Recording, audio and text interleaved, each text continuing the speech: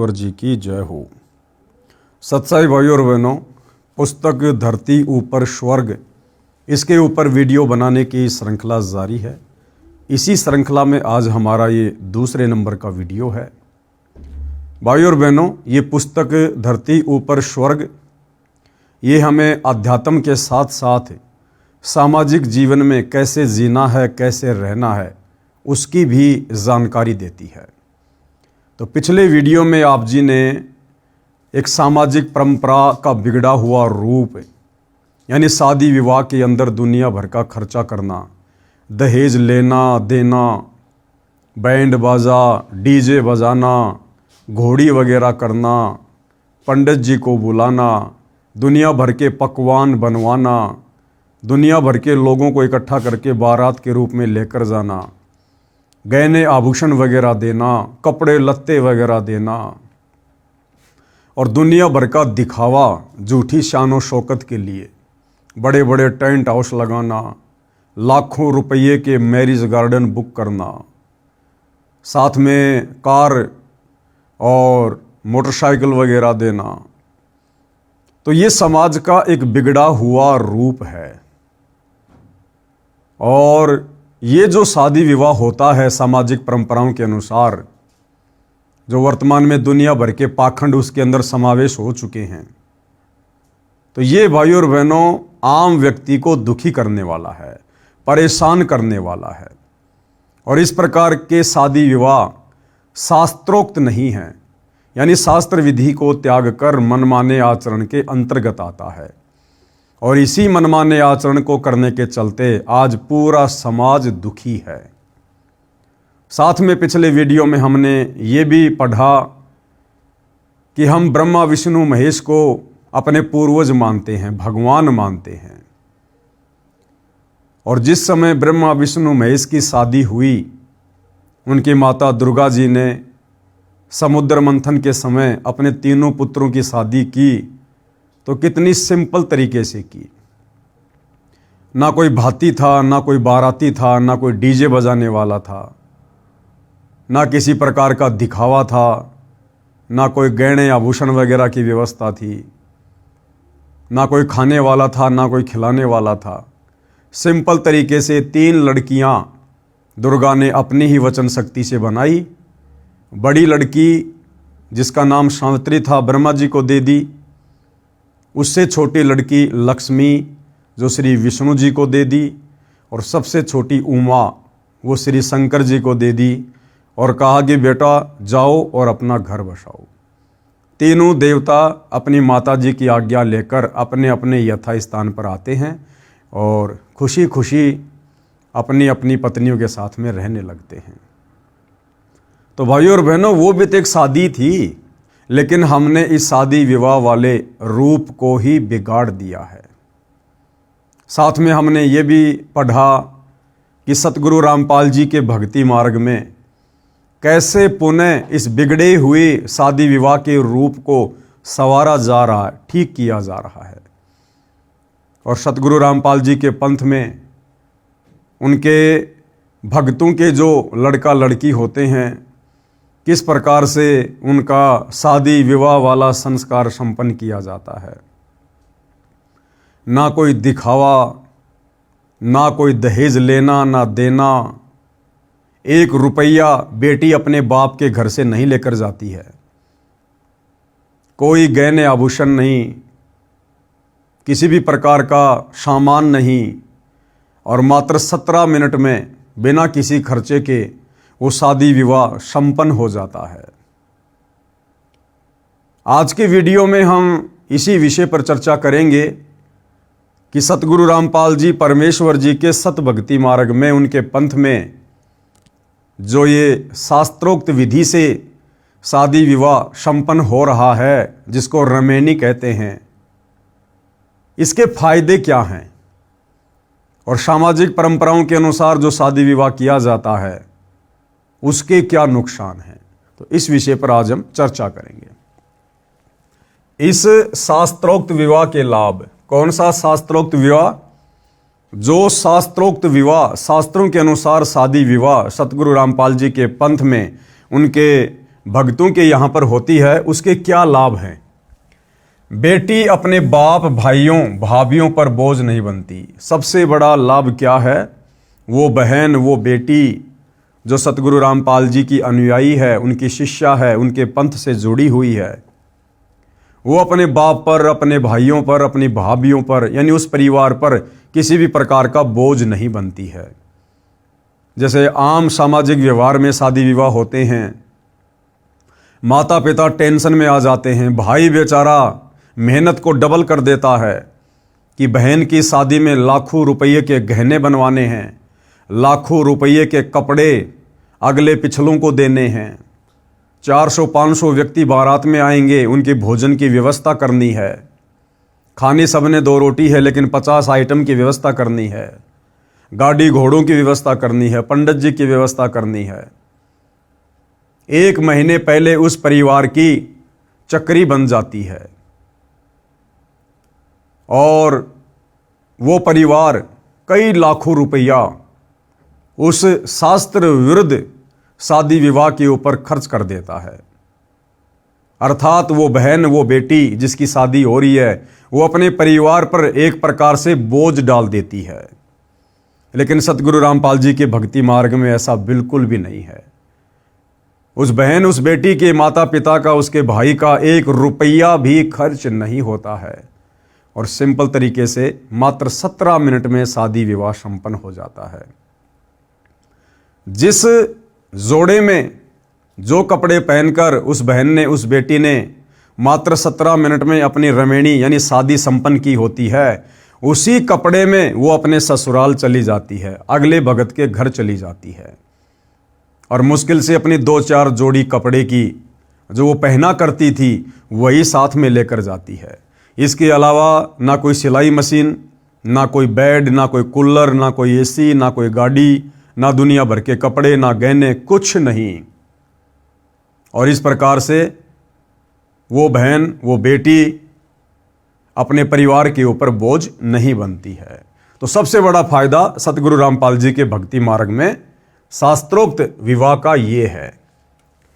और दूसरा, शास्त्र विधि त्याग कर मनमाने आचरण से किए जाने वाले विवाह की हानि, यानी सामाजिक परंपराओं के तहत जो शादी विवाह किया जाता है, जो बहुत ज़्यादा खर्चीला होता है, दुनिया भर का दिखावा होता है, दहेज लेना देना, उसकी क्या हानि है? तो सबसे बड़ी हानि वो बेटी, वो बहन अपने परिवार पर, अपने माता पिता पर एक प्रकार से बोझ बन जाती है। बोझ, बेटी माता पिता के लिए बोझ बन जाती है जो स्वयं गलत रीति रिवाजों से बनाई गई है। बेटी को गर्भ में ही मारने लग गए, ये गलत रीति रिवाजों की देन है। यानी बेटी को अपने ऊपर बोझ समझकर गर्भ में ही मारना शुरू कर दिया गया था। हालांकि वर्तमान में सरकार के प्रयासों से उसके ऊपर कुछ हद तक लगाम लगी है, लेकिन फिर भी चोरी छुपे इस काल के लोक में सारे काम होते हैं। तो बेटी को गर्भ में मरवा देना, इस गलत परंपरा शादी विवाह के तहत कि भैया बेटी बड़ी होगी, इसकी शादी के ऊपर बहुत लाखों रुपया खर्च करना पड़ेगा, तो कुछ निकम्मी आत्माएं जो माता पिता होते हैं वो इस प्रकार की सोच रखकर और बेटी को गर्भ में ही मरवा दिया करते हैं। तो ये जो बेटियों को गर्भ में मरवाना, ये भी इस गलत रीति रिवाज की देन है, इस खर्चीली शादी विवाह की देन है। विवाह में अनाप शनाप खर्च लोकलाज में करना पड़ता है। आध्यात्मिक ज्ञान की कमी के कारण भाई और बहनों इंसान लोक लाज में फंस ही जाता है। सतगुरु रामपाल जी परमात्मा कहते हैं कि यदि आपने भक्ति सफल करनी है, मोक्ष प्राप्त करना है इस पंथ में आने के बाद, तो गुरुदेव कहते हैं लोक लाज ना कीजिए, निर्भय हो रहिए, और जो मन चावे राम को तो दाशा तन धरिए। सतगुरु रामपाल जी से उपदेश लेने के बाद, उनके भगत बनने के बाद हमने सामाजिक परंपराओं में घिसना और पिसना नहीं है। हमने सामाजिक परंपराओं के अकॉर्डिंग नहीं चलना, जो परंपराएं भक्ति मार्ग में बाधक होती हैं। समाज फिर चाहे कुछ भी कहे, कुछ भी ताने मारे, कितना ही व्यंग कसे, कैसी कैसी बातें कहे, हमने समाज की ओर से पीठ फेर लेनी है। और हमने केवल उतना ही करना है जितना हमारे पूज्य गुरुदेव भगवान ने आप और हमें भक्ति मार्ग पर बता दिया है, जो नियम और मर्यादाएं बता दी गई है। तब हमारी भक्ति सफल होगी। यदि भक्ति मार्ग पर हम समाज को देखकर, समाज की परंपराओं से डरकर अगर चलेंगे तो भाई और बहनों हम कभी भी सफल नहीं हो पाएंगे। विवाह में अनाप शनाप खर्च लोकलाज में करना पड़ता है। जिनके पास माया है वे लोग समाज में बिगाड़ पैदा करते हैं।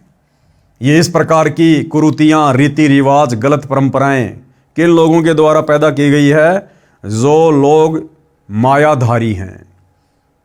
उस पैसे का दिखावा, अपनी झूठी शानो शौकत का दिखावा कि मैं कितना धनी आदमी हूँ, मेरे पास कितना पैसा है, समाज में मेरा क्या रुतबा है, और जितना ज़्यादा पैसा मैं शादी विवाह पर, अन्य कार्यक्रमों पर खर्च करूँगा, दुनिया देखेगी, मेरी वाह वाही होगी।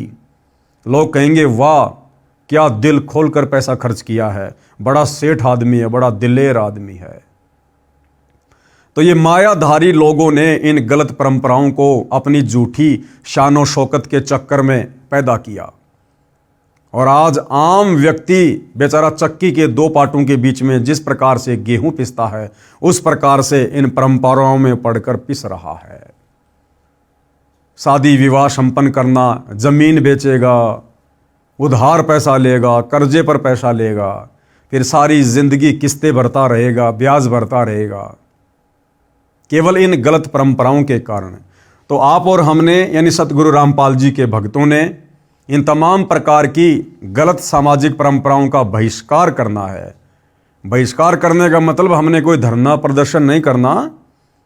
आप और हमने ये बात समझ में आने के बाद अपने बच्चों की शादी में 1 रुपया भी फालतू में वेस्टेज नहीं करना है। और हमारे रिश्तेदार, आड़ोस पड़ोस के लोग, गांव वाले जो इन गलत परंपराओं के तहत सामाजिक कार्यक्रम करते हैं, शादी विवाह करते हैं, बच्चों के जन्मदिन मनाते हैं, हमने उन पार्टियों में बिल्कुल भी शामिल नहीं होना है। बिल्कुल भी। जिन गलत परंपराओं को हम स्वयं नहीं कर रहे, उन गलत परंपराओं में हमने कहीं जाकर सहयोग भी नहीं देना, सहयोग भी नहीं करना।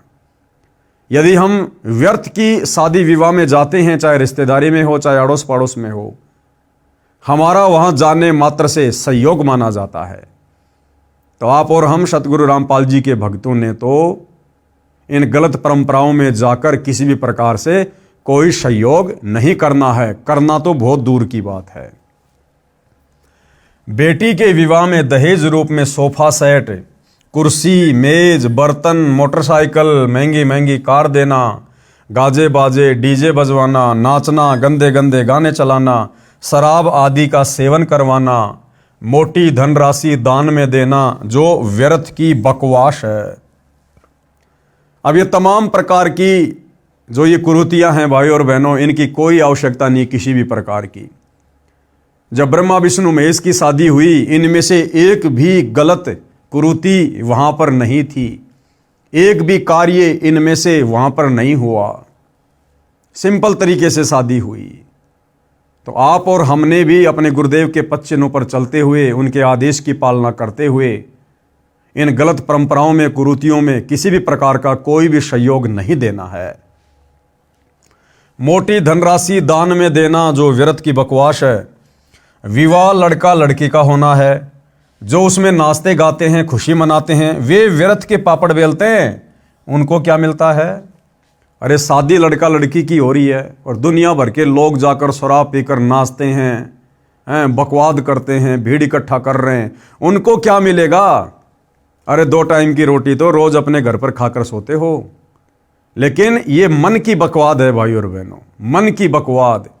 मन ने तो हमारे कर्म बिगड़वाने हैं, लेकिन अब पूज्य गुरुदेव भगवान की शरण में आने के बाद हमने मन को किसी भी प्रकार का मौका नहीं देना है और समाज के बिगड़े हुए स्वरूप को हमने पुनः सुधारने में अपने गुरुदेव का सहयोग देना है। एक हास्यपद उदाहरण गुरुदेव भगवान यहां दे रहे हैं। एक व्यक्ति कर्मचारी किराए के मकान में रहता था। उसका एक दोस्त भी उसी शहर में अन्य कॉलोनी में किराए पर रहता था। उस मकान मालिक के लड़के का विवाह हुआ तो किराएदार का जीवन न्योता दिया। किराएदार के पूरे परिवार ने मिठाई का आनंद लिया। वह व्यक्ति अपने दोस्त के पास उसके मकान पर गया तो उसे पता चला कि इस दोस्त के मकान मालिक के लड़के का विवाह निकट ही है। उसने अपने दोस्त से कहा कि यार, तेरे मकान मालिक के लड़के का विवाह है। दोस्त पंजाबी भाषी था, बोला मैनू की? बोला मुझे क्या भाई, यानी विवाह मकान मालिक के लड़के का है, मेरे को क्या लेना देना, होता रहेगा। दोस्त बोला यार तू समझा नहीं, लड्डू मिलेंगे तेरे को, खाने को तेरा भी न्योता होगा। वह बोला तैनू की, यानी लड्डू मैं खाऊंगा, तू क्यों टेंशन लिए है। इसी प्रकार विवाह तो लड़के लड़की का होगा, यानी लड़के को पत्नी मिलेगी, घर बसेगा, और नाचने गाने डीजे पर कूदने वालों को क्या मिलेगा, और व्यर्थ में नोट वगैरह हवा में उड़ाने वालों को क्या मिलेगा, डीजे पर नाच नाच कर पसीना बहाने वालों को क्या मिलेगा। तो ये व्यर्थ की बकवाद है जो हमसे मन करवाता है। और भाइयों और बहनों, इस मन के ऊपर कंट्रोल, इन बकवादों के ऊपर कंट्रोल, जब तक हम सतगुरु रामपाल जी के सत्संग सुनना शुरू नहीं करेंगे और शास्त्र विधि के अनुसार हम सत भक्ति उनसे उपदेश लेकर शुरू नहीं करेंगे, तब तक इन तमाम प्रकार की बकवादों के ऊपर कंट्रोल नहीं हो सकता है। माया के मशकरों द्वारा समाज बिगाड़ दिया गया है। एक परंपरा पड़ चुकी है, कुर्सी, मेज, मोटरसाइकिल, अगली पिछलियों के कपड़े, बेटी को संतान होती है उसमें पीलिया रूपी दहेज, त्योहारों के समय सिंधारे, कोथड़ी, उल्टा सीधा सामान उठाए फिरते हैं। हमारे विवाह में ये कुछ भी नहीं होता। कौन से विवाह में? सतगुरु रामपाल जी के पंथ में, इस भक्ति मार्ग में सतगुरु रामपाल जी के भक्तों की जो बेटा या बेटियां होती हैं, उनके विवाह के समय ये इस प्रकार की बकवादें बिल्कुल भी नहीं होती हैं। एक भगत ने हमारे मिशन से जुड़ने से पहले एक लड़की का विवाह किया। उसने बताया कि हमारे पड़ोस में एक व्यक्ति ने बेटी का विवाह किया, उसमें सोफा सेट, बर्तन, मोटरसाइकिल, ढेर सारे कपड़े जो नुमाइश की तरह दिखाए गए थे, गाजे बाजे के साथ डीजे का धमाल मचाया गया। आसपास में चर्चा चली कि फलाना व्यक्ति ने सबसे ऊपर हाथ फेर दिया, यानी गांव में सबसे अधिक खर्च किया। मेरी लड़की भी जवान थी, मैं भी लड़का खोज रहा था। उस विवाह को देखने मेरी बेटी भी गई। उसने अपनी माता को बताया कि सुमन के डैडी ने कुर्सी, मेज, सोफा सेट, मोटरसाइकिल, बर्तन, इतने कपड़े आदि आदि दिए, सारा गांव सराहना कर रहा है। माँ, मेरे पापा के पास तो इतना कुछ करने को नहीं है, हम तो गरीब हैं। यूं कहकर बेटी रोने लगी, उठकर अलग कमरे में चली गई। अब भाइयों और बहनों, वो माता पिता क्या करेंगे? अब अपनी बेटी का दिल रखने के लिए जो बेटी उस शादी विवाह में गई, उसने सब कुछ देखा, आकर अपनी माँ को बताया। अब माता पिता की इतनी औकात नहीं जो उस व्यक्ति जैसी शादी कर दे, इतना धन नहीं, लेकिन बेटी के दिल को रखने के लिए उस माता पिता ने कहीं से कर्जा उठाना पड़ता है, जमीन बेचनी पड़ती है, गहने बेचने पड़ते हैं, और सारी जिंदगी वो पैसा चुकाते चुकाते बेचारा मर जाता है, लेकिन वो कर्जा नहीं चूकने में आता। कई देर रोई, मां ने समझाया कि बेटी, किसी की रीस थोड़ी की जाती है, कि बेटी किसी की देखा देखी थोड़ी की जाती है। जिसके पास जैसा धन है, जिसकी जैसी वित्तीय स्थिति है, वो वैसा अपना खर्च कर रहा है। हमने किसी से कोई कंपटीशन नहीं करना।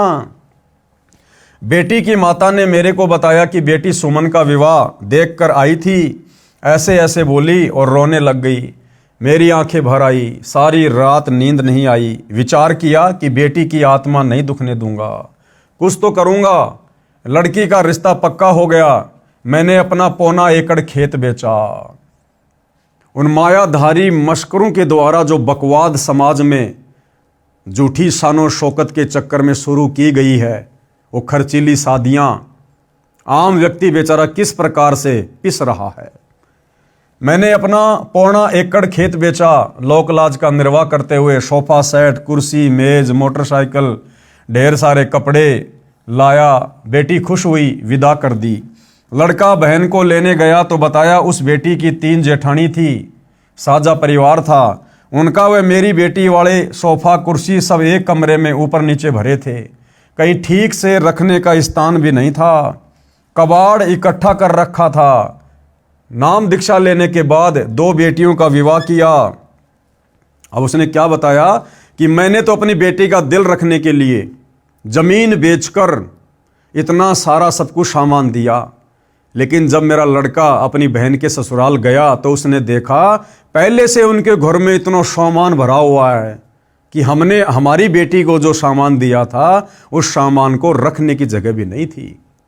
यानी व्यर्थ में उस व्यक्ति ने दहेज रूप में कबाड़ा इकट्ठा किया, घर पे कबाड़ा इकट्ठा, वो भी लोकलाज के चक्कर में कि अगर मैं अपने बेटे की शादी में दहेज नहीं लूंगा, सामान नहीं लूंगा तो मेरे रिश्तेदार क्या कहेंगे, मेरे गांव वाले क्या कहेंगे, गरीब घर से लड़की लाया है, इतनी भी औकात नहीं थी, थोड़ा बहुत सामान भी नहीं दे पाया अपनी बेटी को।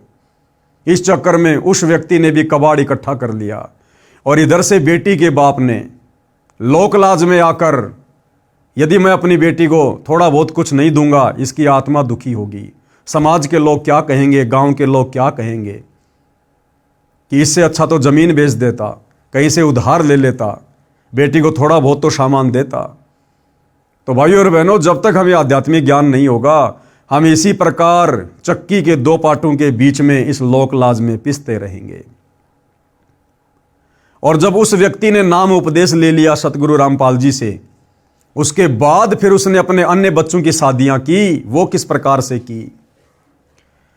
नाम दीक्षा लेने के बाद 2 बेटियों का विवाह किया, 1 पैसा भी खर्च नहीं हुआ, दोनों बेटी सुखी हैं। यदि पहले यह ज्ञान होता तो क्यों जमीन बेचता?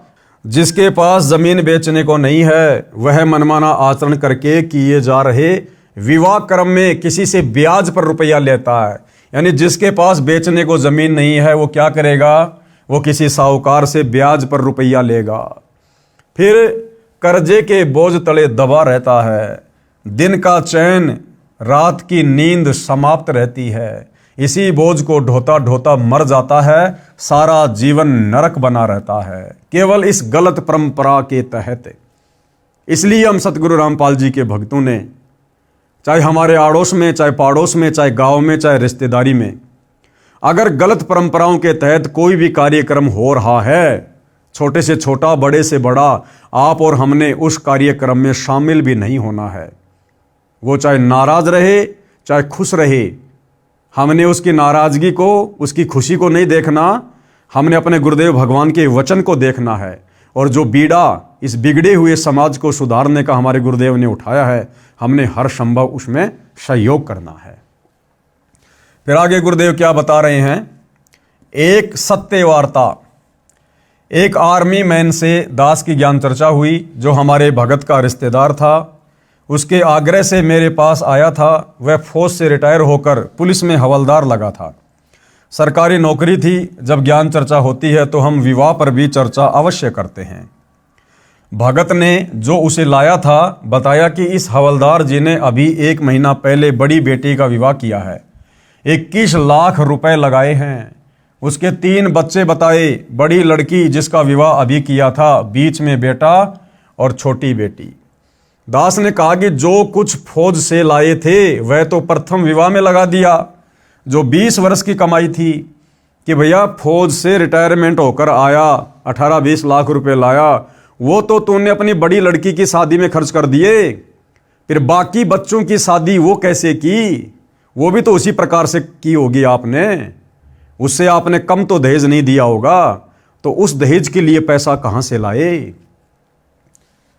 अब आपकी 50 वर्ष के आसपास उम्र है, छोटी बेटी के लिए इतने रुपए कहां से लाओगे? वह हवलदार बोला कि फौज वालों से काम नहीं चला, कर्जा भी लेना पड़ा। मैंने उससे पूछा कि इतना खर्च करना ठीक नहीं, देखकर अपनी हैसियत के अनुसार खर्च करना चाहिए।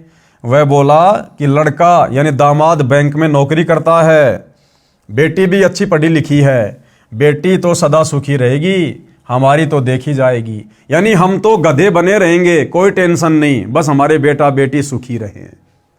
मैंने कहा कि बेटी के कर्म में सुख है तो मिलेगा, और दुख है तो पैसे से सुख नहीं खरीदा जा सकता। क्या कह रहे हैं गुरुदेव? अगर उस बेटी के भाग्य में सुख है तो उसे मिलेगा ही मिलेगा, चाहे बाप किसी भी प्रकार से शादी करे, किसी भी परिवार में शादी करे। और यदि बेटी के कर्म में दुख लिखा हुआ है तो बाप के द्वारा दिया गया पैसा, प्लाट, गाड़ी, अनाप शनाप धन, ये कुछ भी काम नहीं करेगा। जैसे उसके कर्म में, उसके भाग्य में लिखा, उसे वही मिलेगा।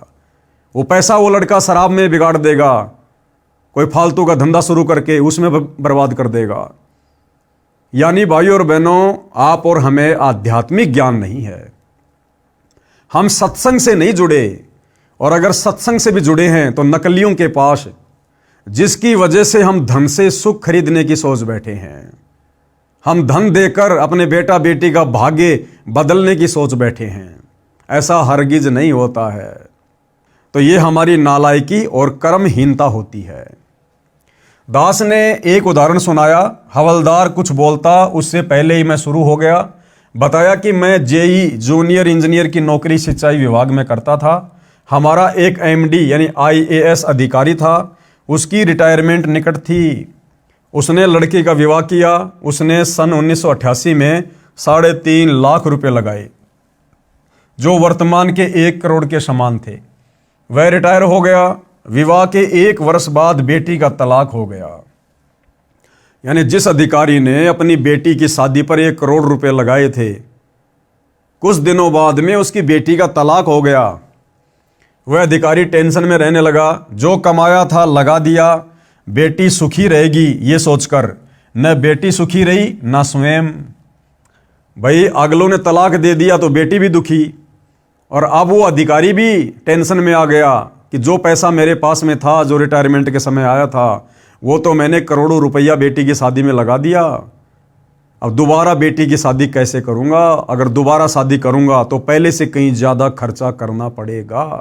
तो ये सोचकर वो भी टेंशन में, उसी चिंता में हार्ट अटैक यानी दिल का दौरा हो गया, मर गया साहब।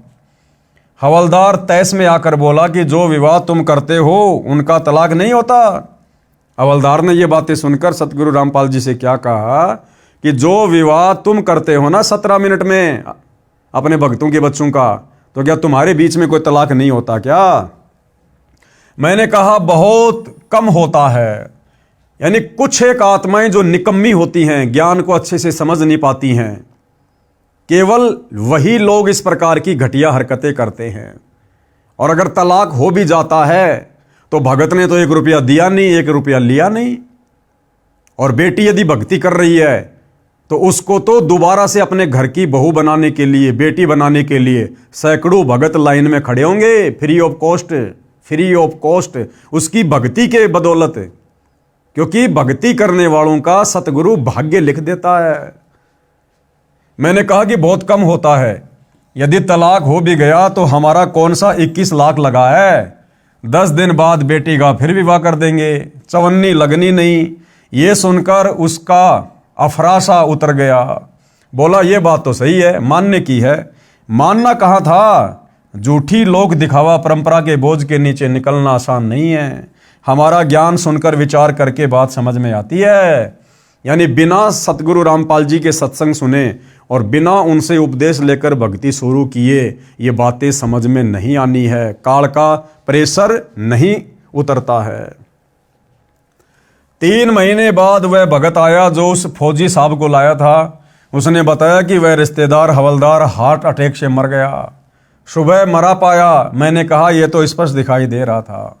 अब भाइयों और बहनों, देखो सतगुरु रामपाल जी स्वयं पूर्ण ब्रह्म परमात्मा हैं, और जो भी घटना या जो भी लीला, जो भी बातें सतगुरु किसी को बताते हैं, समझाते हैं, उसका एक रीजन होता है, सामान्य नहीं होता है। सतगुरु रामपाल जी को पता था कि ये हवलदार इसी प्रकार से टेंशन में आकर मरेगा, लेकिन पिछले जन्म की कोई अच्छी आत्मा थी परमात्मा की। परमात्मा एक बार मौका देता है। अपने भगत को प्रेरणा करके उस हवलदार को अपने पास में बुलाया, और यही सारी बातें शादी विवाह वाली, जिन शादी विवाह की बातों को लेकर आगे उस हवलदार ने हार्ट अटैक से मरना था, सतगुरु ने वही विषय शुरू किया कि काश ये आत्मा समझ जाए और फालतू में अपने बच्चों के शादी विवाह में अपनी पूरी जिंदगी की जो दौलत है, मेहनत से कमाया हुआ जो पैसा है वो ना लगाए और उपदेश लेकर सीधे साधे तरीके से बच्चों का विवाह संपन्न करे। इसको भक्ति भी मिलेगी और इसकी मौत भी टलेगी। लेकिन भाइयों और बहनों, 1% आत्माओं को छोड़कर 99% आत्माएं अपना भाग्य नहीं बदलवाती हैं और अंत में उस हवलदार के साथ वही हुआ। ठीक इसी प्रकार एक बार पूज्य गुरुदेव भगवान ने सत्संग में बताया कि मैं एक बार घर के पशुओं का जो खाना होता है, जो बिनोले होते हैं, खल होती है, वो लेने के लिए मार्केट में गया।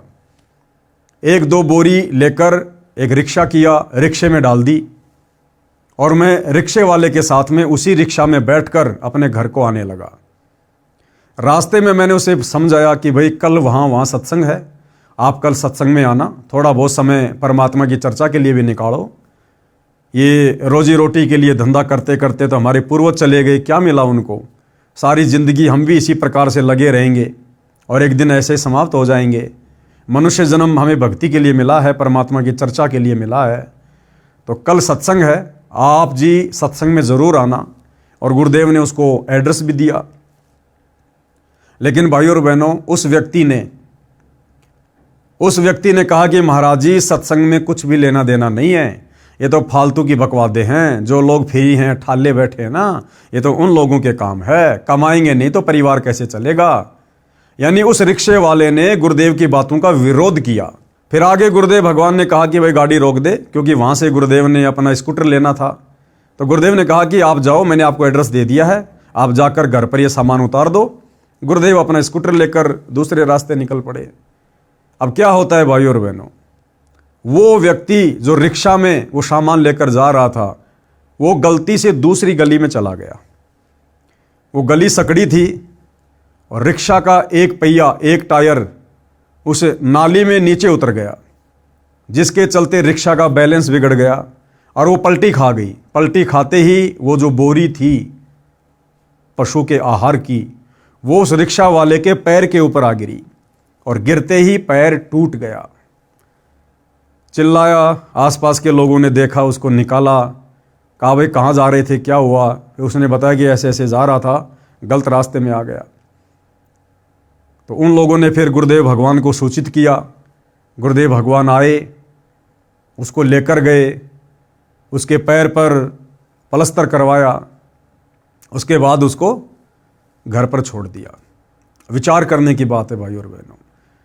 गुरुदेव भगवान को पता था कि इस व्यक्ति के साथ में कुछ ही देर बाद में अनहोनी घटना घटेगी, जो इसके भाग्य में है, इसके संस्कार में है। लेकिन वो संस्कार गुरुदेव भगवान उसका टालना चाहते थे, काटना चाहते थे। इसलिए गुरुदेव ने उसको सत्संग का जिक्र किया, लेकिन उस व्यक्ति ने उल्टा विरोध कर दिया, जिस कारण से भाइयों और बहनों उसका वो संस्कार नहीं टल पाया।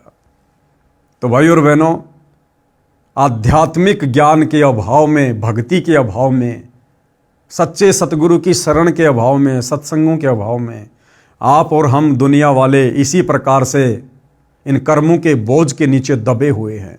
ये कर्म संस्कार भोगते भोगते एक दिन हम दुनिया ही छोड़ के चले जाते हैं। इसलिए सत्संग मनुष्य जीवन में प्रथम होना चाहिए। ये मूल वस्तु है, क्योंकि हमें मनुष्य जन्म परमात्मा ने इसीलिए दिया है। ये अति दुर्लभ है, मानव जन्म दुर्लभ है, ये मिले न बारंबार, जैसे पेड़ से पत्ता टूट गिरे बहुर न लगता डार। और मनुष्य जन्म पाए के जो नहीं रटे हरि नाम, यानी जो भक्ति नहीं करता, तो फिर जैसे कुआं जल बिना फिर बनवाया क्या काम। आपने कुआं बनवा दिया, पानी उसमें है नहीं, क्या फायदा। इसी प्रकार इस मनुष्य जन्म को प्राप्त करके यदि हमने सत भक्ति, शास्त्र अनुकूल साधना, सच्चे सतगुरु से उपदेश लेकर नहीं की, तो हमारा जीवन व्यर्थ है। ये तो इसी प्रकार परमात्मा उस फौजी की उस दुर्गति को टालना चाहते थे, लेकिन वो अपनी दुर्गति नहीं टलवा पाया। सुबह मरा पाया, मैंने कहा यह तो स्पष्ट दिखाई दे रहा था। अब भात रूपी परंपरा पर प्रकाश डालता हूं। अब क्या कह रहे हैं गुरुदेव कि शादी विवाह के बाद में फिर और सामाजिक बिगड़ी हुई परंपराएं दुनिया भर की, जिसमें एक है भात परंपरा। गांव में दास ने सुना था, बड़े बूढ़े मजाक मजाक में कहा करते कि छोरी यानी बेटी तो जावा भी संदे, यानी लड़की की तो संतान भी दुख देती है। जब भात आ जाता है उस समय इस बात को कहते सुना करते। हालांकि दिल खोलकर भात में रुपये खर्च करते थे, इस बात का ध्यान रखते थे कि लड़की को किसी की सुननी ना पड़े, इसलिए चोखा खर्च करते थे। अब भी करते हैं, परंतु वह पैसा व्यर्थ खर्च होता था। जो नगद देते वह तो काम आ जाता है, जो कपड़े आदि पर खर्च किए वह व्यर्थ है। ये भी देखा गया है कि 2 या 3 भाई हैं, वे पैसे इकट्ठे करके भात का जुगाड़ करते हैं। कुल मिलाकर भात को एक बोझ के रूप में माना जाता है। जिस बहन के भाई नहीं है उसके बच्चों का विवाह होता है, वह किसके घर भात न्योतने जाए? उस समय वह बेटी घर में छुप छुप कर रोती है। उसकी परेशानी देखकर हमने ये फैसला लिया है कि भात भी व्यर्थ में लाद रखा है, ये नहीं भरना है। बहन की मदद आपत्ति के समय डट कर करो। क्या कह रहे हैं गुरुदेव भगवान कि शादी विवाह की तरह ये भात परंपरा भी व्यर्थ की सामाजिक कुरीति है, एक प्रकार का बाप पर भाइयों पर वजन है, बोझ है। और हम सतगुरु रामपाल जी के भक्तों ने इस भात परंपरा में भी किसी प्रकार का कोई सहयोग नहीं देना है, हमने भात वगैरह नहीं भरना है। गुरुदेव भगवान कह रहे हैं यदि आपकी बहन को पैसे की जरूरत है तो आप उसको उधार देकर मदद कर सकते हैं, लेकिन इन परंपराओं के माध्यम से अपने पैसे का दिखावा मत करना, अन्यथा सतगुरु का वचन टूटेगा। और सतगुरु का वचन टूट गया तो जीवन हमारा बर्बाद, क्योंकि जीवन केवल यही नहीं है, ये शरीर छूटने के बाद में फिर क्या होगा। सतगुरु का वचन तोड़कर भक्ति करने वालों का ये शरीर छूटने के बाद क्या होगा, फिर 184 योनियां भोगनी पड़ती हैं। तो गुरुदेव कह रहे हैं कि हमने इस प्रकार की परंपरा में किसी प्रकार का कोई सहयोग नहीं करना है। अब आगे क्या कह रहे हैं गुरुदेव? सुनते हैं कि उसके भाइयों ने 21,000 रुपये का भात भरा है, एक के भाइयों ने 51,000 रुपये का भात भरा है, किसी गरीब की बेटी के भाई 1100 रुपये भी नहीं दे पाते। उस बहन की नज़र झुकी रहती है, बेटी का निर्वाह अपने काम कमाई से होगा, भात या दहेज से सारे जीवन का काम नहीं चलेगा। आती जाती औरतें पता नहीं क्या क्या कहती हैं, वह बेटी अंदर ही अंदर बहुत दुखी रहती है। इसलिए इस परंपरा को विराम देना है, ख़त्म करना है हम लोगों ने। बेटी को सुखी करना है, बेटी किसी की मोहताज आश्रित ना रहे, उसको ज्ञान के आधार से मजबूत बनाया जाए, जैसा दास कर रहा है। लड़की आते ही भाभी का त्योड़ी पड़ जाती है, यानी दुनिया भर की गलत परंपराएं। लड़की जब अपने ससुराल से मायके आती है तो भाभी क्यों टेंशन हो जाती है, माथे में तोड़ियां पड़ जाती हैं कि अब इसको 2-4 जोड़ी कपड़े देने पड़ेंगे, चलती को 150 रुपये देने पड़ेंगे, क्योंकि आप और हम लोगों ने परंपरा ही ऐसी बना दी जो कि व्यर्थ का बोझ है, भार है। तो हम सतगुरु रामपाल जी के भक्तों ने इस प्रकार की परंपराओं में किसी प्रकार का कोई सहयोग नहीं देना है। लड़की आते ही भाभी के त्योड़ी पड़ जाती है, मन मन में कहती है आ गया 5-10 हज़ार रुपये का खर्च, तीसरे दिन बैठी रहती है। ऐसी बातें करती दास ने कई औरतें सुनी है। ये तो आम बात है भाइयों और बहनों, गाँव में पहले इसी प्रकार से होता था, क्योंकि हर गाँव में हर घर में ये गलत परंपरा अपने पैर पसार चुकी है। तो ये तो घर घर की कहानी है। जब छोटा था, अब हमारी बेटी बहन अपने माता पिता भाई भाभी से मिलने आती हैं तो सम्मान के साथ पूरे ठटोरे से आती हैं, अपनेपन के भाव से आती हैं। जैसे मेहमान आता है, 2 रोटी का खर्च रहता है, यदि माता पिता भाई भाभी पैसे या कपड़ा देना चाहें तो हाथ जोड़ लेती है। सतगुरु रामपाल जी के भक्ति मार्ग में जब ये बहन या बेटी अपने पीहर जाती है तो पीहर वालों को किसी प्रकार की कोई टेंशन नहीं होती है। उनको पता है कि ये सतगुरु रामपाल जी की भगत है, ये हमारे घर की रोटी के अलावा 1 रुपया भी नहीं लेगी। हराम समझती है, हराम। 1 जोड़ी कपड़ा भी माता पिता से नहीं लेगी, 1 रुपया भी अपने भाई या भाभी से नहीं लेगी। सामान लेना तो बहुत दूर की बात है, जैसी आई थी वैसी ही वापस 2-4 दिन बाद में चली जाती है। तो ना तो भाई भाभी को कोई टेंशन, ना माता पिता को कोई टेंशन, और वो बहन भी खुशी खुशी जाती है, खुशी खुशी आराम से आती है। कहती है हमने लिया मान लिया, यानी आप लोगों ने देने का जो मन कर लिया ना, बस समझो हमने ले लिया, बाकी लेते हम कुछ नहीं। हमारे गुरुजी का आदेश नहीं है। आपने पाल पोस कर इतनी बड़ी की, पढ़ाई लिखाई में कोई कसर नहीं छोड़ी। अब उन बहन बेटियों के आने का भाभी भी इंतजार करती है, फोन करके भी लाडों में उलावने देती है। इसी क्यों भूल गई, आ जाया कर, हम भी कुछ लागे हैं तेरे। इस बात से बेटी का सिर ऊंचा होता है तथा सम्मान बढ़ता है। बेटी अपने भाई भतीजों के प्रति विशेष लगाव रखती है, अपनी आत्मा मानती है। इस लेन देन के व्यर्थ के दिखावे ने पवित्र रिश्तों में विष घोल रखा है। इससे कुछ सहारा बेटी को नहीं मिलता, अपनी कमाई से पूरा पड़ता है, यानी निर्वाह चलता है। अब जो पैसा टका बहन बेटी को दिया जाता है शादी के समय या बाद में आती है जाती है उस समय, भाई और बहनों, उससे बहन बेटी का पूरा जीवन का खर्चा नहीं चल सकता। और वैसे भी वो बेटी बाप से ले लेके उसकी कर्जदार बनेगी। अगले जन्म में उसके घर की भैंस बनकर, गाय बनकर या खेत में बैल बनकर वो चुकाना पड़ेगा, उस दामाद ने भी और उस बेटी ने भी। तो ऐसी व्यर्थ की परंपराओं में जिन भक्तों को ज्ञान होता है वो नहीं पढ़ते हैं। अपनी कमाई से पूरा पड़ता है, यानी निर्वाह चलता है। हम परमात्मा कबीर जी की शरण में हैं, हमारी बेटियां बेटे भी परमात्मा की शरण में हैं, भक्ति सेवा दान करते हैं, परमात्मा हर प्रकार से बरकत देता है। यदि किसी से ले लिया तो अगले जन्म में देना होगा। इसलिए हमारी बेटियां इस विश्वास पर डटी हैं, 1 रुपया भी नहीं लेती हैं। एक बेटी ने क्या बताया, क्या बता रहे हैं गुरुदेव? एक बेटी ने बताया, मैं जब नाम दीक्षा से पहले अपने घर जाती थी तो चलते समय भाई 100-200 रुपए देता था, मैं लेती थी। भाभी का स्वभाव अच्छा नहीं था, वह बाद में भाई के साथ झगड़ा किया करती थी। मेरी माताजी बताती थी, परंतु लालच नहीं छूटता था, पैसे लेती थी, सोचती थी कि जलती रहेगी जलने वाली। सब भाभी एक जैसी नहीं होती, कई तो अपनी नंदों को माँ से भी अधिक प्यार देती है, वे अच्छे खानदान की बेटी हैं। मेरी ननद आती थी, मेरा पति भी बहन को रुपये देता था, दुख तो मुझे भी होता था। कह देती थी कि हाथ बोझकर काम किया करो, इतना इतना रुपया दिया करें, घर भी तो देखना चाहिए।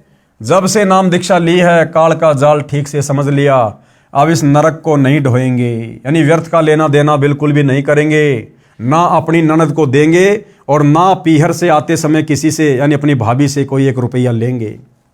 नाम दीक्षा के बाद जब मैं अपनी माँ के घर गई और चलने लगी तो भाई 500 रुपये का नोट देने लगा। मैंने हाथ भी नहीं किया।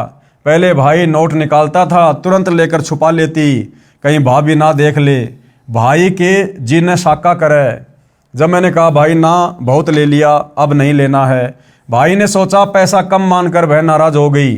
भाई की आंखों में आंसू आ गए, बोला बहन तेरा भाई गरीब है, इसलिए थोड़े रुपए दे रहा है, ले ले, कभी भगवान करेगा तो अपनी बहन को घने घने दूंगा।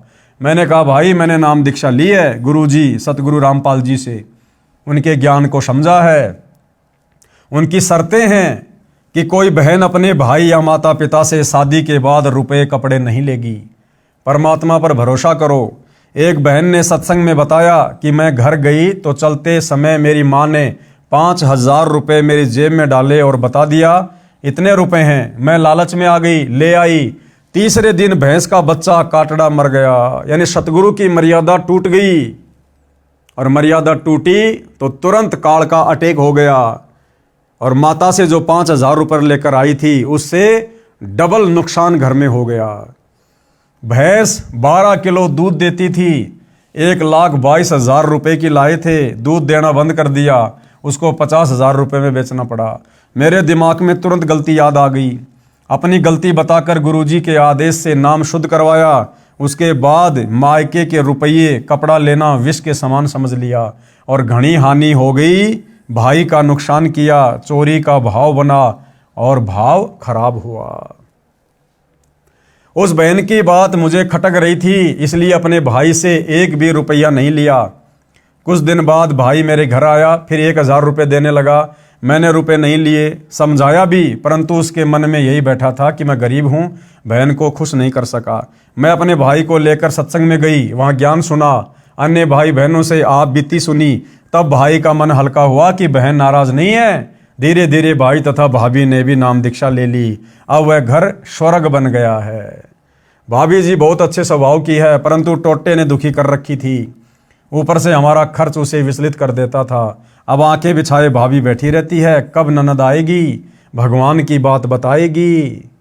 ऐसे वह पवित्र नाता विष से अमृत बन गया, धरती ऊपर स्वर्ग का एहसास होने लगा है। यानी इस प्रकार से भाइयों और बहनों, हम इन परंपराओं को त्याग कर, जो कि समाज में खर्चीली हैं, आध्यात्मिक यानी भक्ति मार्ग में बाधक हैं, हमने इनसे पीछे हटना है। प्रश्न करते हैं कुछ भाई कि ढोल बाजे बजवाना व घुड़चढ़ी करना तो पुराना रिवाज है। यानी शादी विवाह में ढोल बाजे बजाना, घोड़ी के ऊपर चढ़ना, ये तो पुरानी परंपरा है, इसमें क्या फर्क पड़ता है।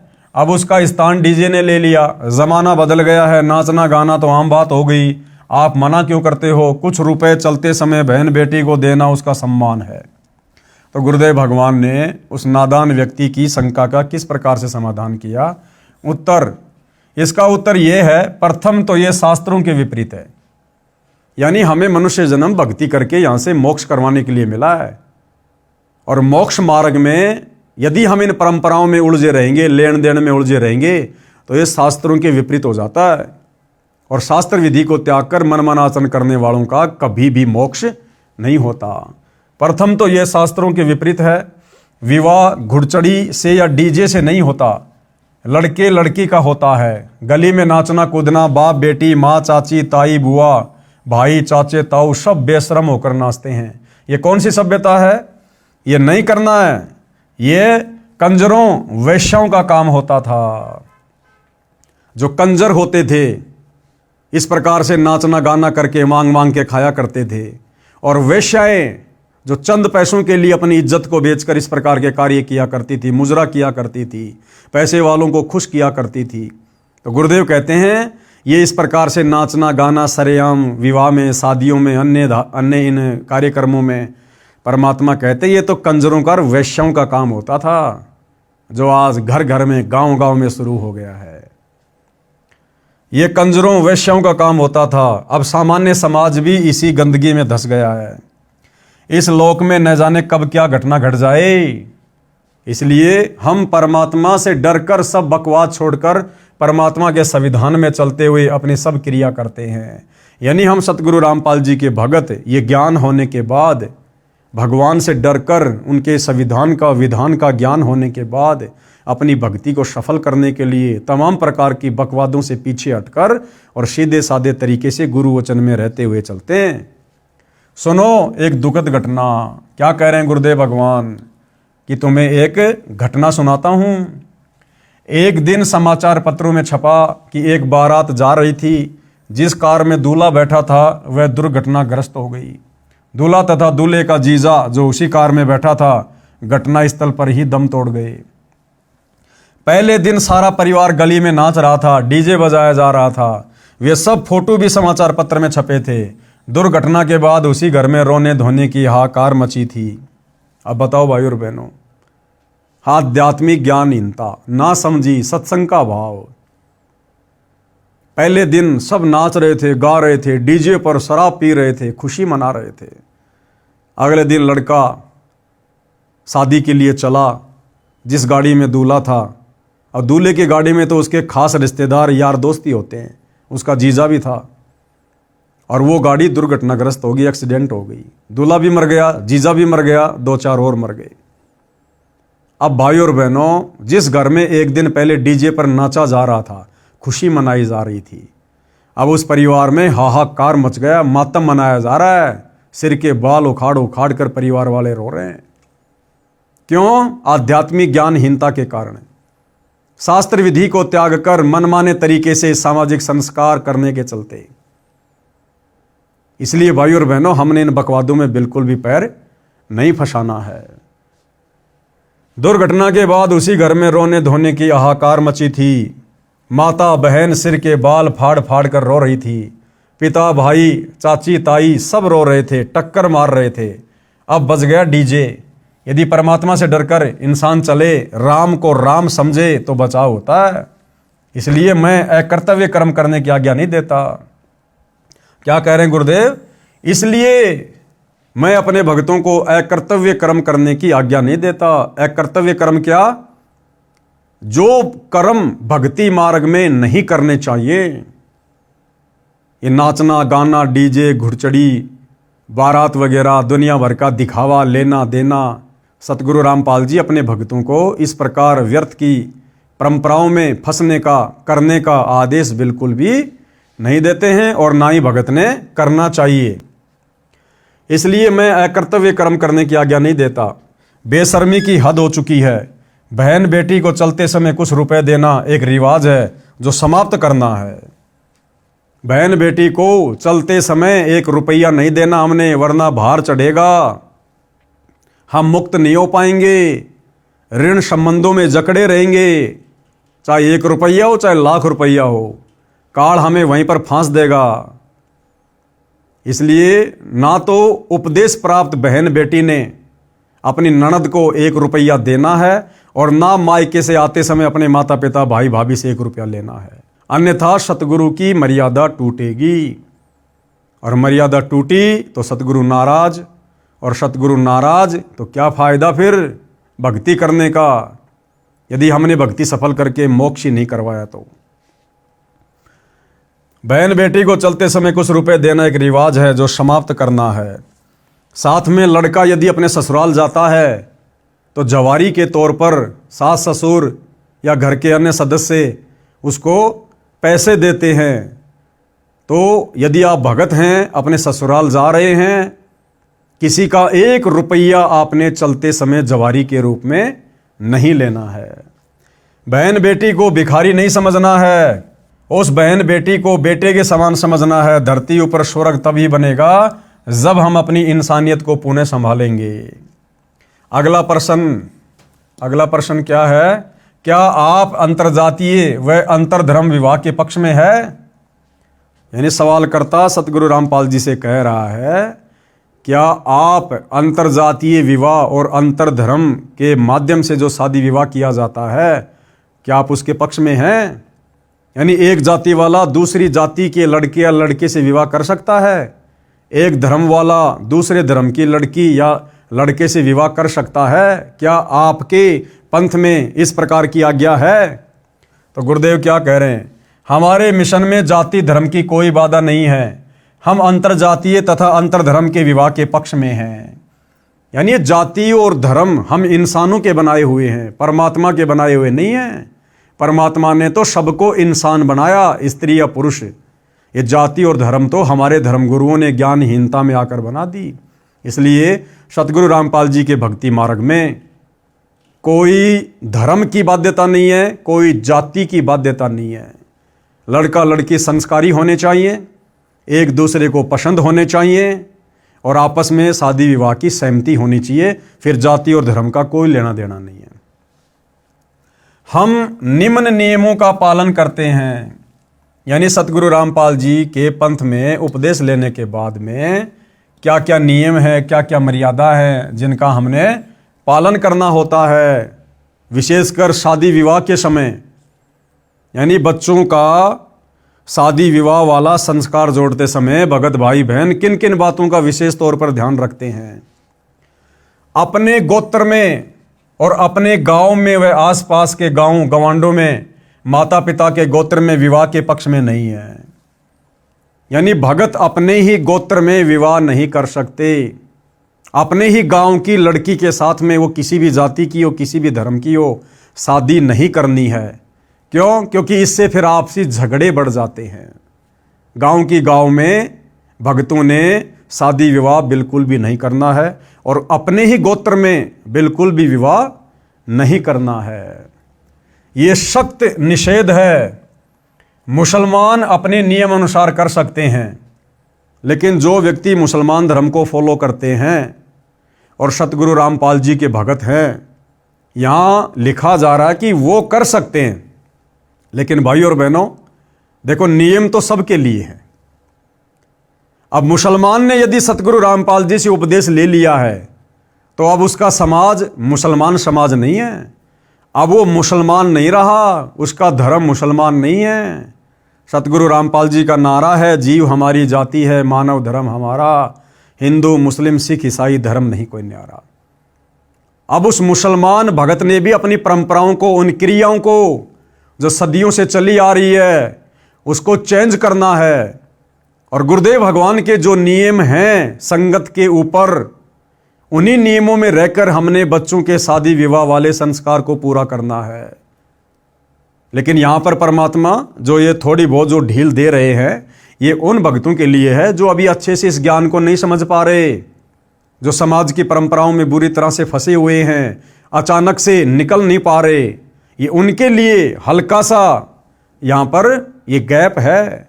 लेकिन भाई और बहनों, फिर भी हमने कोशिश करनी है, चाहे हिंदू हो, चाहे मुसलमान, चाहे जैनी, चाहे सिख, चाहे ईसाई, जिसने सतगुरु रामपाल जी से उपदेश ले लिया, फिर अपने गोत्र में और अपने गांव में और आसपास के गांव में हमने अपने बच्चों का संस्कार नहीं करना है, अपने बच्चों के रिश्ते नहीं करने हैं।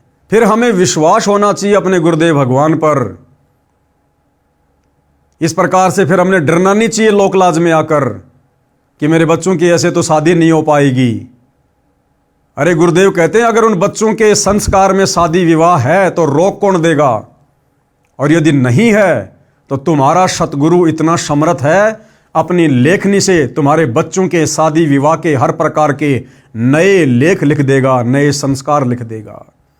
इसलिए शादी विवाह के समय जो जो बातें ध्यान रखने योग्य हैं, जो गुरुदेव के आदेश हैं, वो चाहे हिंदू हो, चाहे मुसलमान हो, चाहे सिख हो, चाहे ईसाई हो, किसी भी धर्म से जुड़ा हुआ भगत हो, उन्होंने गुरुदेव के प्रत्येक नियम का सख्ताई से पालन करना चाहिए।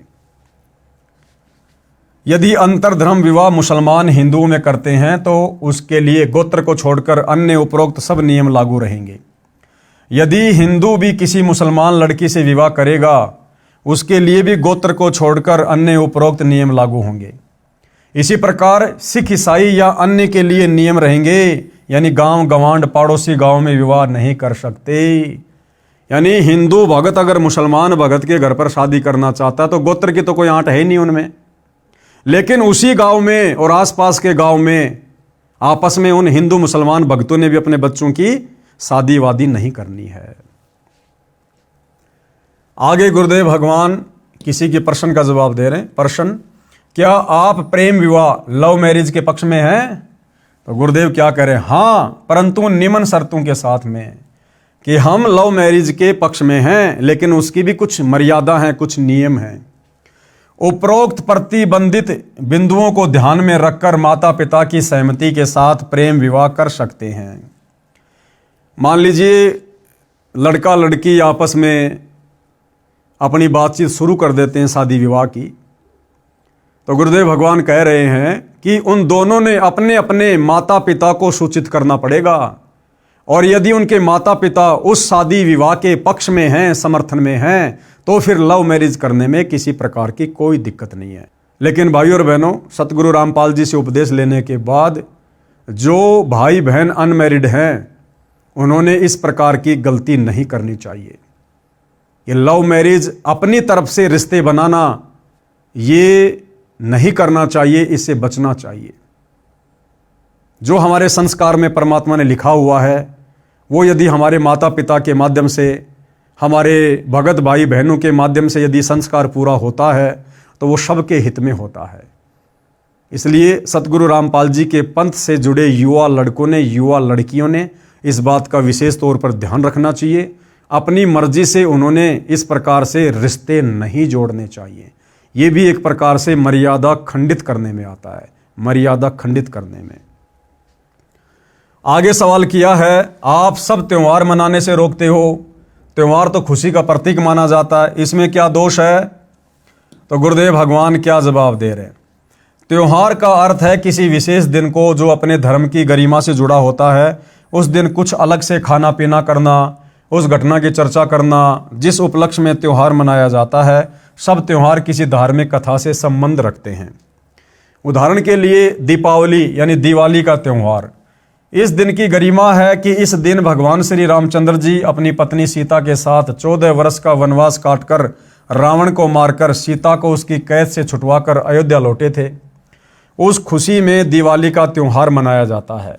घर में कई कई दीपक जलाए जाते हैं। प्रारंभ में गाय या भैंस के घी के दीपक जलाए जाते थे, फिर सरसों के तेल के दीपक लगाए जाने लगे, फिर मोमबत्ती ने स्थान ले लिया, अब बिजली के छोटे छोटे बल्ब दीपक के स्थान पर लगाए जाते हैं। एक दिन ये सब कर दिया, फिर न सीता याद आती है न श्री राम। क्या आपको याद है, क्या कह रहे हैं गुरुदेव भगवान, क्या आपको याद है जो तुम दीपावली मना रहे हो और जिस धार्मिक कथा यानी त्रेता युग में रामचंद्र जी से संबंधित जो कथा है उसके आधार से जो तुम दिवाली मना रहे हो, क्या तुम्हें और भी कुछ बातों का पता है? सीता जी को 2 साल के बाद एक धोबी के व्यंग के कारण घर से निकाल दिया गया था। उस समय वह गर्भवती थी। ऋषि वाल्मीकि के आश्रम में आजीवन कष्ट सहा। 2 पुत्र साथ में थे, एक का नाम लव, दूसरे का नाम कुश, जो ऋषि के आशीर्वाद से कुशा से बना था। कुशा यानी दूब, घास का तिनका, जो ऋषि वाल्मीकि जी ने अपनी वचन शक्ति से बनाया था। कुछ था, विचार किया जाए, जिसकी पत्नी को निकाल दिया गया हो, बच्चों का वह पत्नी का पता नहीं कैसे कष्ट का जीवन जी रहे होंगे, क्या वह व्यक्ति चाहे राजा भी क्यों ना हो सुखी रहेगा? शौपन में भी सुखी नहीं रह सकता। शर्म के मारे बोलता नहीं है। राजा रामचंद्र जी ने अश्वमेध यज्ञ करना था, परंपरावश घोड़ा छोड़ा गया। उस पर लिखा था कि जिसको अयोध्या के राजा रामचंद्र की पराधीनता स्वीकार नहीं है वह घोड़ा पकड़ ले और युद्ध के लिए तैयार रहे। उस समय लव तथा कुश जवान थे। दोनों ने ऋषि वाल्मीकि से धनुर्विद्या सीखी थी। जब उन्होंने घोड़े के गले में लटक रही चिट्ठी पैम्पलेट पढ़ी, घोड़ा पकड़ लिया और धनुष श्री रामचंद्र जी की ओर तान दिया। युद्ध शुरू हुआ। श्री रामचंद्र जी उन बालकों को पराजित नहीं कर सके, उल्टा बालक श्री रामचंद्र जी की जान लेने वाले थे। सीता जी की दृष्टि पड़ी, दौड़कर बच्चों के पास गई, बताया ये तुम्हारे पिता हैं। रामचंद्र जी ने भी सीता को पहचान लिया। उसको गले लगाने के लिए निकट गए तो सीता ने पीठ फेर ली और धरती में समा गई।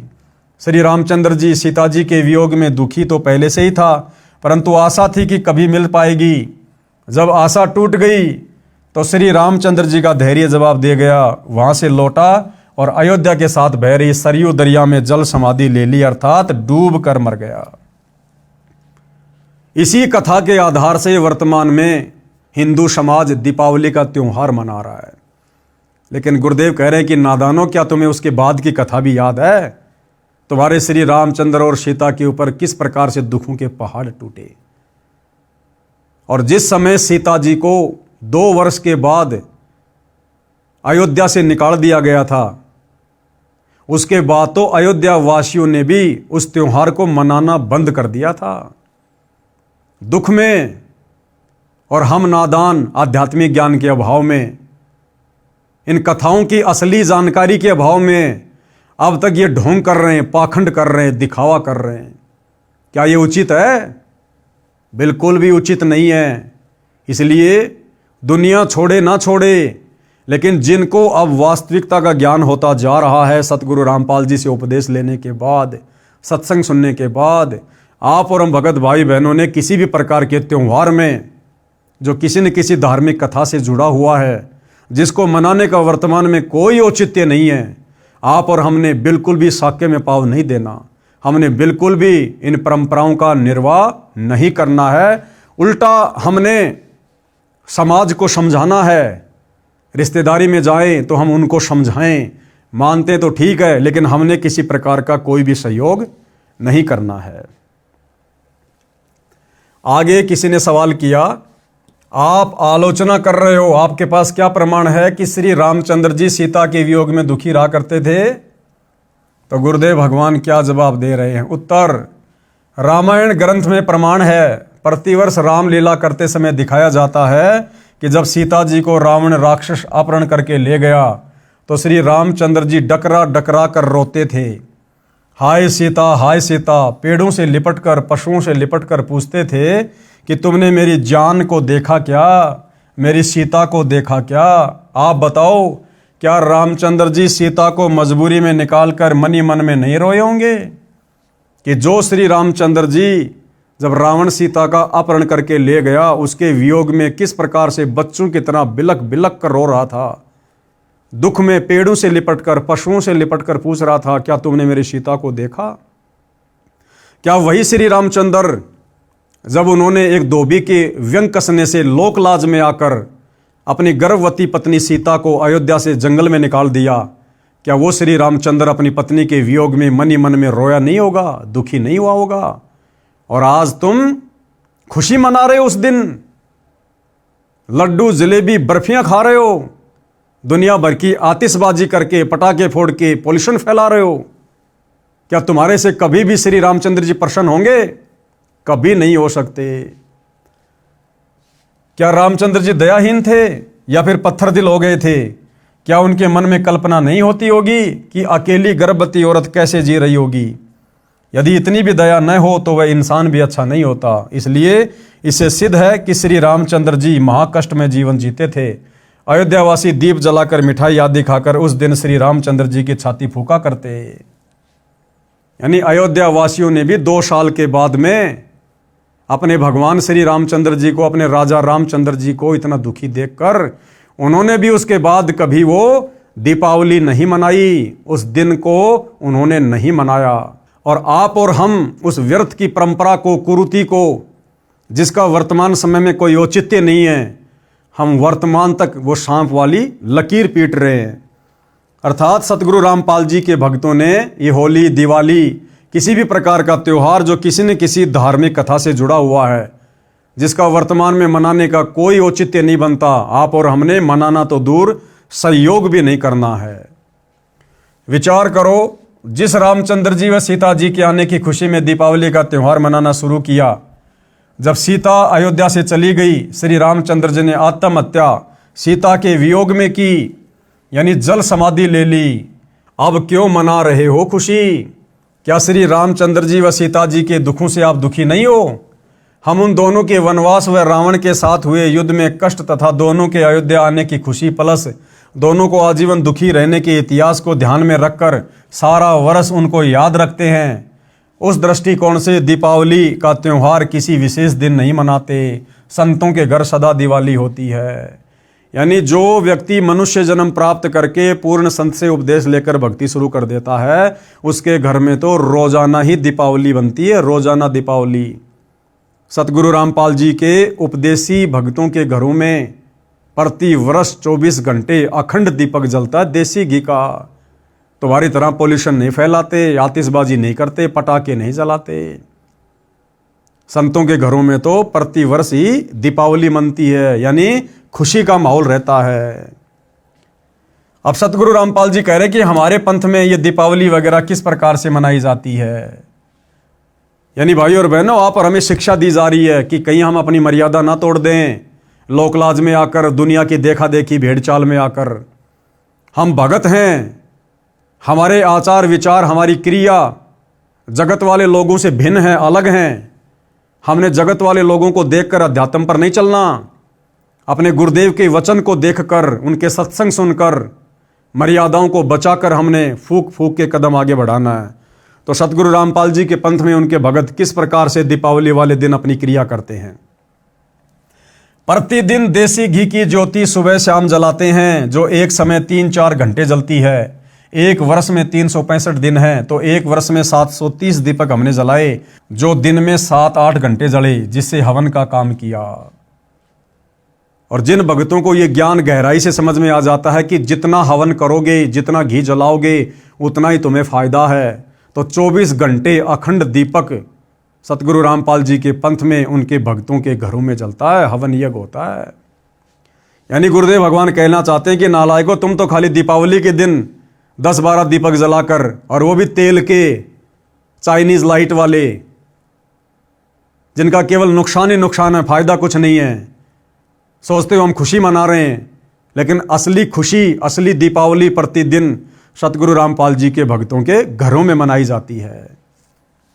एक गांव या शहर में हमारे अनुयायियों के 50-60 परिवार हैं, तो वहाँ सुबह शाम प्रत्येक घर में देसी घी की ज्योति जलती है। हवन होता है जो वातावरण को शुद्ध करता है। शराब, हुक्का, बीड़ी आदि का सेवन नहीं करते, इससे प्रदूषण से बचाव रहता है। हवन के समय वेद मंत्र भी बोले जाते हैं। हम सूक्ष्म वेद के मंत्र यानी वाणी सुबह शाम नित्य नियम संध्या आरती के रूप में पढ़ते हैं, बोलते हैं, फ़ोन में चलाकर सुनते हैं। यदि हलवा या खीर खाने की इच्छा होती है तो किसी भी दिन बनाकर खा लेते हैं। हमारे लिए खुशी मनाने का स्पेशल दिन कोई त्यौहार नहीं होता है। संतों का तो हर दिन त्यौहार होता है। यदि हमने हलवा खीर आदि बनाकर खानी है, किसी भी दिन बनाकर खा सकते हैं अपने गुरुदेव भगवान को भोग लगाकर। और अब तो सतगुरु रामपाल जी की वास्तविक परमात्मा वाली स्थिति भक्तों को समझ में आने के बाद साध संगति से जुड़े हुए उनके सत्सेवक बच्चे प्रतिदिन सुबह और शाम 2 समय भंडारे के साथ में हलवा बनाकर अपने गुरुदेव भगवान को विधि विधान अनुसार भोग लगाते हैं। रोजाना हमारे घरों में दिवाली मनती है। रोजाना हम एक दिन की नकली दिवाली नहीं बनाते। जगत के लोग उस दिन या अन्य होली आदि के त्यौहार पर बम फोड़ते हैं, पटाखे छोड़ते हैं, प्रदूषण फैलता है। कई बच्चों की आंखें खराब हो जाती है, कईयों के हाथ खराब हो जाते हैं, कई स्थानों पर आग लग जाती है। ये सब हम नहीं करते। यानी आप और हमारे लिए गुरुदेव का आदेश है कि हमने इस प्रकार की बकवाद बिल्कुल भी नहीं करनी। ये सब हम नहीं करते। सख्त हिदायत है। हम राम को दिन रात याद करते हैं। किस राम को? आदि राम को, त्रेता युग वाले राम को नहीं। कहते राम राम सब जगत बखाने, आदि राम कोई बिरला जाने। श्री रामचंद्र जी को तो पूरी दुनिया राम कहती है, लेकिन उनके तो शरीर का नाम राम था। हम तो आदि राम, जिसने रामचंद्र जी को भी पैदा किया, उस आदि राम कबीर भगवान का सतनाम जपते हैं, उनका सच्चा नाम जपते हैं। उसको कहते हैं असली राम का नाम। हम राम को दिन रात याद करते हैं। एक दिन की तो बात छोड़ो, होली धुलंडी के ऊपर जो उधमस उतारा जाता है उसका उस त्यौहार से क्या लेना देना है? टोटल बकवाद काल के द्वारा करवाई जा रही है। अब होली का त्यौहार ये क्यों मनाया जाता है? 99% हिंदू समाज को नहीं पता कि होली क्या है, होली का त्यौहार क्यों मनाया जाता है, मनाया जाना चाहिए या नहीं। भगत प्रहलाद की रक्षा परमात्मा ने की। नरसिंह रूप धारण करके कबीर परमात्मा ने त्रेता युग में भगत प्रहलाद की रक्षा की। भगत प्रहलाद के पिता हिरण्यकशिपु ने चिता की तरह लकड़ियों का ऊंचा ढेर लगवाकर प्रहलाद भगत को जिंदा जलाने की योजना बनाई। होलिका नामक पापिनी, जो प्रहलाद भगत की सगी बुआ थी, हिरण्यकशिपु के आदेश से अपने ऊपर अग्निरोधक चद्दर ओढ़कर, अग्निरोधक चद्दर जो उसको श्री ब्रह्मा जी से प्राप्त हुई थी वरदान के तहत, उस अग्निरोधक चद्दर ओढ़कर भतीजे प्रहलाद को विश्वास में लेकर कहा कि देख बेटा, मैं भी तो आग में बैठी हूं, कुछ नहीं होगा। गोडों में भगत प्रहलाद को बिठा लिया और अग्नि जला दी गई। परमात्मा ने आंधी चला दी। वह अग्नि रक्षक चद्दर होलिका से उतरकर प्रहलाद भगत पर उड़ा दी। आग भड़क उठी, होलिका जल मरी। प्रहलाद सुरक्षित परमात्मा ने रखा। इस खुशी का प्रतीक है होली का त्यौहार। और आम सांसारिक लोग क्या करते हैं? इस कथा का ज्ञान ना होने के कारण आम सांसारिक लोग होली के दिन क्या करते हैं? जगत क्या करता है? इस दिन लट्ठम लट्ठा दारू पीकर लड़ाई झगड़े, एक दूसरे में रंग वगैरह फेंकना, कीचड़ वगैरह फेंकना, अभद्र हरकतें करना। औरतें कोड़े पुरुषों को मारती है, पुरुष हट जा करके बचाव करते रहते हैं। इधर से उधर पोड़ पाटे दौड़ते रहते हैं, एक दूसरे पर रंग डालते हैं, कीमती कपड़ों का नाश कर देते हैं। इसका परमात्मा से क्या लेना देना? क्या भगत प्रहलाद ने इस प्रकार की बकवाद कभी की जो आप लोगों ने उस भगत के नाम की आड़ में वर्तमान में शुरू कर रखी है? जिसने भगत की रक्षा की, कुछ कहते हैं कि हम रंग नहीं डालते, गुलाल का प्रयोग करते हैं। तो गुरुदेव कह रहे हैं विचार करो, बंदर सा मुंह बनाकर एक दूसरे को परेशान करते हो, क्या गुलाल लगाने को आप परमात्मा की आरती मानते हो? दिवाली का त्यौहार त्रेता युग के अंत में हुई रावण वध व सीता समेत अयोध्या रामचंद्र की वापसी के बाद मनाया जाने लगा। उससे पहले क्या त्यौहार मनाते थे? केवल धार्मिक यज्ञ का अनुष्ठान करते थे। दूसरी बात, श्री रामचंद्र जी के अयोध्या से रावण को मारकर सीता को लाने के बाद जो ये दीपावली वाली परंपरा चली है, क्या उससे पहले के व्यक्ति, त्रेता युग पूरा बीत गया था, सतयुग के व्यक्ति क्या कभी इस प्रकार का त्यौहार मनाया करते थे? वे केवल वैदिक विधि अनुसार शत भक्ति किया करते थे, हवन किया करते थे, इस प्रकार की बकवादें नहीं किया करते थे। अतः वर्तमान में भी इस प्रकार की बकवादों का कोई औचित्य नहीं है। ये बकवादें हम तब तक कर रहे जब तक हम सच्चे सतगुरु रामपाल जी की शरण में नहीं हैं। जब तक हमें उनके प्रवचन सुनने को नहीं मिलेंगे, सत्संग सुनने को नहीं मिलेंगे, तब तक ही हम इस प्रकार की बकवादें कर रहे हैं। हम सतगुरु रामपाल जी के भगत इस प्रकार के किसी भी पाखंड में, आडंबर में अपना समय और पैसा बर्बाद नहीं करते हैं, क्योंकि हमें उनके सत्संगों से सब कुछ समझ में आ गया है। होली का त्योहार सतयुग के अंत में प्रहलाद भगत की रक्षा परमात्मा द्वारा नरसिंह रूप में की जाने के बाद प्रारंभ हुई। उस समय सतयुग लगभग 16 लाख वर्ष बीत चुका था। उससे पहले तो यह त्योहार नहीं मनाया जाता था, केवल धार्मिक यज्ञ शास्त्रों के अनुसार किए जाते थे, जैसे हम करते हैं। हमारा उद्देश्य है कि सारा जहान शास्त्रोक्त विधि से सामाजिक व धार्मिक कर्म करे, ताकि कलयुग में सतयुग जैसा माहौल बने और सब सुखी रहें। कहने का मतलब है जितने भी त्योहार हैं, व्यर्थ की सामाजिक परंपराएं हैं, ये सिवाय बकवाद के कुछ भी नहीं हैं। और यदि हम लोग भगत होने के बावजूद इस प्रकार की बकवादें करते हैं तो हमारी मर्यादा टूटेगी, सतगुरु का वचन टूटेगा और हम कभी भी भक्ति मार्ग पर सफलता प्राप्त नहीं कर सकते। इसलिए जब तक आम सामाजिक लोगों को जागरूकता नहीं है, इस बात की जानकारी नहीं है, वो तो इस प्रकार की बकवादें कर सकते हैं, लेकिन भक्तों ने भक्ति लेने के बाद, उपदेश लेने के बाद इस प्रकार की बकवादों से कोसों दूर रहना है। अब गुरुदेव क्या कह रहे हैं कि हम क्या करते हैं? हम क्या करते हैं? हम प्रतिदिन परमात्मा का शुक्र कई कई बार करते हैं। तीनों समय की आरती के समय परमात्मा का धन्यवाद करते हैं, उनका शुक्र मनाते हैं कि हे परमेश्वर, आपने हमें कैसे इन तमाम प्रकार की बकवादों से बाहर निकालकर शत भक्ति प्रदान कर दी। अन्यथा हम भी आज इन्हीं बकवादों में उलझे रहते, अपने मनुष्य जीवन को बर्बाद करते रहते। एक दिन ड्रामा नहीं करते, शास्त्रों अनुसार धर्म कर्म करते हैं और धर्म यज्ञ करते हैं। अजब गजब बात। कौन सी अजब गजब बात है? एक भगत बना, उसने बताया कि हम चाचा ताऊ के 11 भाई बहन हैं, सब शादीशुदा हैं, हमें 11 वर्ष हो चुके हैं, कोई त्यौहार नहीं मनाया। कारण वर्ष में एक मौत इतनी निकट हो जाती है कि त्यौहार नहीं मना पाते। यानी जब भी कोई त्यौहार आता है, उस भगत ने कहा कि उससे पहले हमारी निकटतम रिश्तेदारी में जो खासम खास होते हैं, उनमें किसी न किसी की मृत्यु हो जाती थी, जिस कारण से 11 वर्ष हो गए हमने अभी तक कोई त्यौहार नहीं मनाया। विचार करें, जिनके मृत्यु हो जाती है वे रोते हैं, गांव के लोग मस्ती मनाते रहते हैं, फिर उनकी बारी आती है, वे मुंह लटका कर रोते रहते हैं, अन्य त्योहार का ड्रामा कर रहे होते हैं। और हम क्या करते हैं? यानी सतगुरु रामपाल जी के भगत अब क्या करते हैं? ज्ञान होने के बाद किसी की आत्मा ना दुखे, इसलिए हम व्यर्थ दिखावा नहीं करते, दिन रात राम को याद करते हैं, यानी परमात्मा की भक्ति करते हैं।